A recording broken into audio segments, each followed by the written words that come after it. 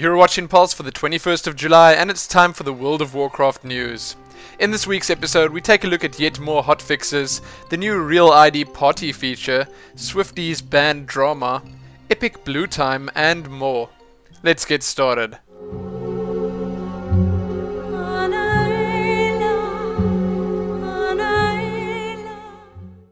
Let's start the World of Warcraft news off with the expected, the most recent set of 4.2 hotfixes.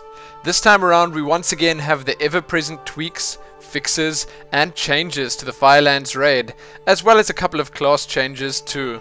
Sadly, these are only for the Death Knights and Druids.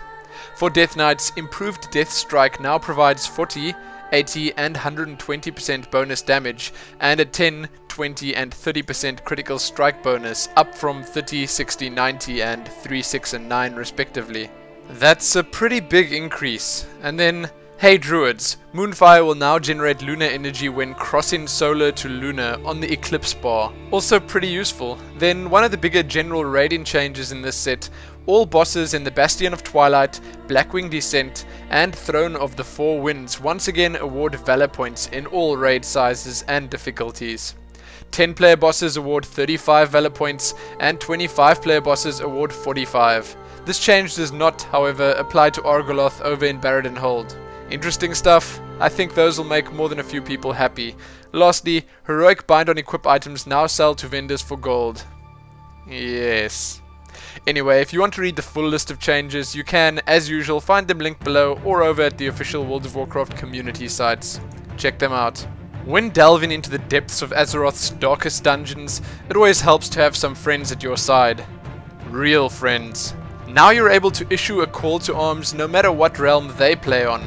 Blizzard are pleased to announce that the new Real ID party feature is now available for testing. Well, it was a couple of days ago already, and you have most likely already encountered it.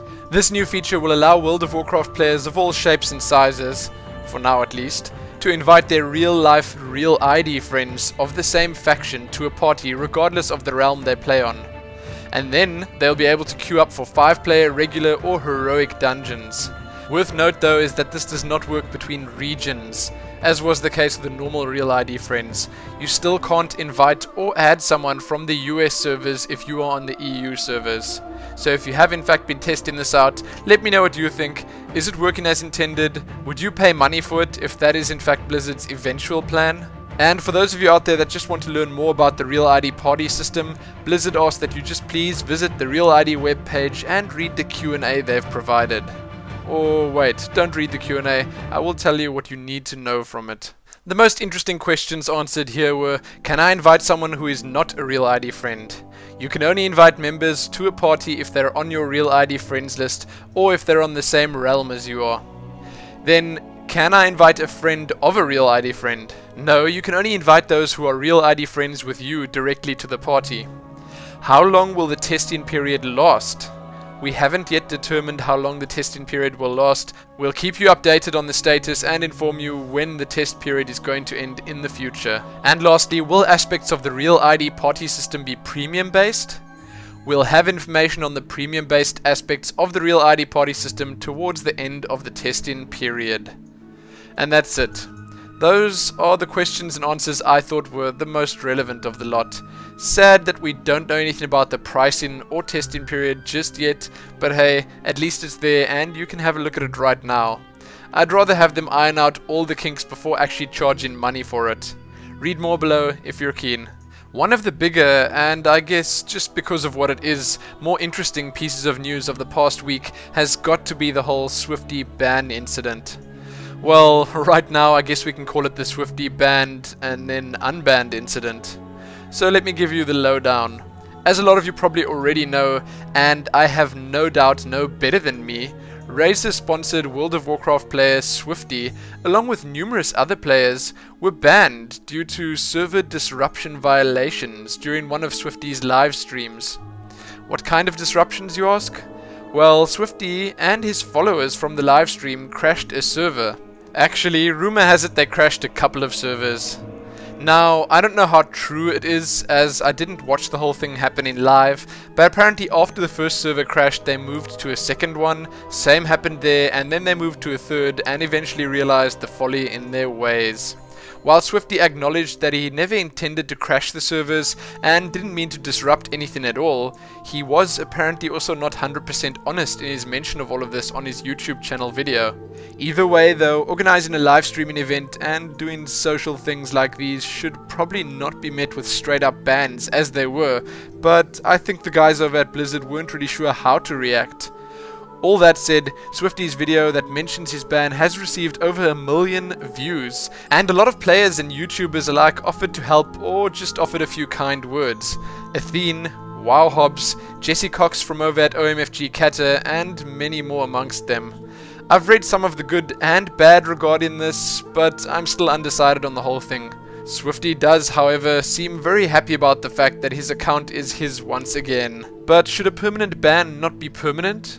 Or was Blizzard a little overzealous with banning him and the others in the first place? Blizzard's response was that the decision to change some of the bans to suspensions was actually a correction, not an exception. So I would love to hear what your thoughts are on the whole thing. I'm sure some of you watching this have a much better idea of what's going on than I do and can sum it up a little better too.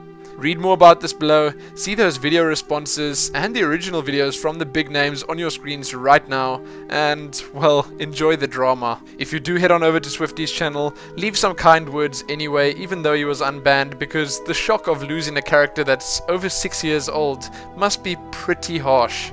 Then in the last of our community news, Mindflame from over at, well, the Mindflame YouTube channel and website has started up a pretty interesting series titled Epic Blue Time. What is this series, you ask? Well, it is an insane voice actor reading us the most recent World of Warcraft blue posts. Yes, as weird as that sounds, it is actually really entertaining, and this guy is too good with his voices. I really can't say much more about it. Do yourself the favor of checking it out, as I said, right here on YouTube. He already has 2 episodes out, with a 3rd in tow. You won't be disappointed. With that done, let's head on over to the World of Warcraft Smalls. In the Smalls this week, over at the official site, you can read about the BlizzCon 2011 contests coming soon. Then you can read the answers to Ask the Devs number 11, Healing. You can check out what to expect from the new World of Warcraft Starter Edition. That's the free-to-play to level 20 thing. Then you can check out some updates to the trading card game art gallery and the fan art gallery. Then a new post series titled Lawmaster, July's digital manga releases. And lastly, at the official site, the community news posts for the 15th and 19th of July. Have a look at the latest piece from the Daily Blink, from the boys in the R&D.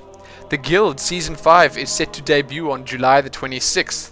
Over at Wowhead you can check out Leveling 201, a guide to more enjoyable leveling. Then read about how Dream Paragon got the world first kill on Ragnarok's 25-man heroic, and check out a pretty interesting book review from Jesse over at OMFG Kata of Thrall, Twilight of the Aspects. Then lastly in the Smalls, and also from over at OMFG Kata, check out the latest Lore for Noobs video, Rexar, Part 1. Now it's time to check out the World of Warcraft blue posts. The Blues had a lot to say this week on Priests and Mastery, on the fact that Ghostcrawler is missing in action, on daily quest limits, on honor compensation issues, on purchasing level 85 PvP gear pre-85, on heroic Ragnarok's Rage, on incentive to explore older raids in the future, on Real ID Party as a premium feature, on the Dungeon Journal bugs, on difficulty to get Valor points, on World PvP, on the Divine Aegis visual effect, on rated Battleground queuing times, on Tier 11 Valor Point hotfixes, and lastly on the WoW Armory Facebook application closing down. Sadly, that's all there is in the World of Warcraft news for this week. Remember to like the video, share it with your friends, and subscribe. Most importantly though, happy Swifty Unbanned.